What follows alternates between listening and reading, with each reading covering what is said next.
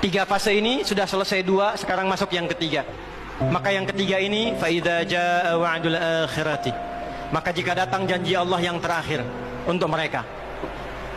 Apa fase yang ketiga ini? Ada tiga bagian lagi. Satu, liyasu'u wujuhakum. Yang kedua, waliyadkhulul masjida kama dakhaluhu awwala marrah. Yang ketiga, waliyutabbiru ma 'alau tatbira. Ya. Satu sekarang sedang diperlihatkan, liyasu'u wujuhakum. Persis sekarang orang-orang itu seperti di era Nabi yang membayangkan hingga bisa ditembus, bentengnya kokoh, intelijennya kuat, sadapannya di mana-mana. Tapi ternyata dunia yang melihat kokoh itu ditunjukkan oleh Allah hanya dengan bahasa mereka. La syirzimatun qalil. Ini bahasanya Firaun. Ini kan cuma ormas kecil, nggak sebanding. Ormas kecil yang nggak sebanding ini ternyata telah bisa mengintersep semua bagian-bagian itu. Dia bisa tembus bentengnya, dia masuk ke dalamnya. Liyasu'u wujuhakum. Tujuannya bukan untuk menunjukkan mereka mampu, bukan, untuk menggugah dunia kalian kemana saja. Yang kalian anggap itu hebat, itu mampu, itu dahsyat, ternyata bisa ditembus, dipermalukan di wajah dunia. Satu, janji Allah tiba. Kedua, waliyadkhulul masjida kama dakhaluhu awwala marrah. Nanti ada fase kedua.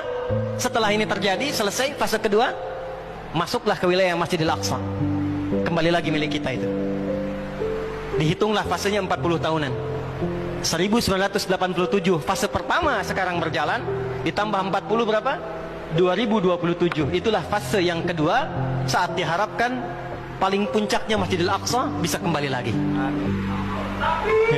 Nah, ini bukan main-main, ini bukan main-main.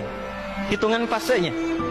Antum lihat video viralnya Syekh Ahmad Yasin itu ketika menjelaskan itu. Saya tahu betul itu. Ya. Beliau hitung itu. Ya, 2027 ke 2028 dan puncak akhirnya waliyutabbiru ma 'alau tatbira.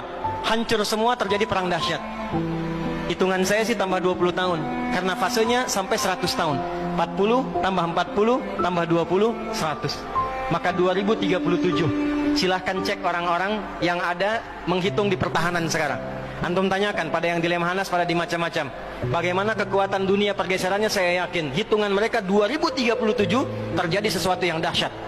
Gerbangnya sampai 2040, di atas 2040 itulah generasi emas akan muncul. Makanya Indonesia masuk generasi 2045. Itu sudah dihitung. 2030 pembukanya. Makanya sekarang punya visi 2030 semua. Saudi visi 2030, Rusia, Cina, Afrika Selatan, Brazil visinya 2030 dengan bikin BRICS itu. Semua visinya ke sana. Dan yang paling dahsyat, hitungan itu secara spesifik isyaratnya sudah ada dalam Al-Quran. Dan ini bukan ilmu otak-atik, bukan viral TikTok. Ingat, ini sudah sejarah yang berlangsung dari penelitian masa lalu.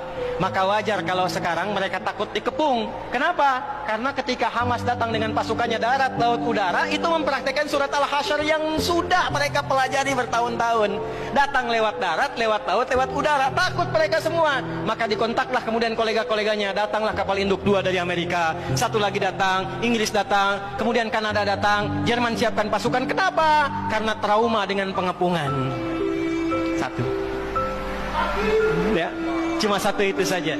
Ya, sekarang apa yang harus dilakukan? Doa yang terbaik.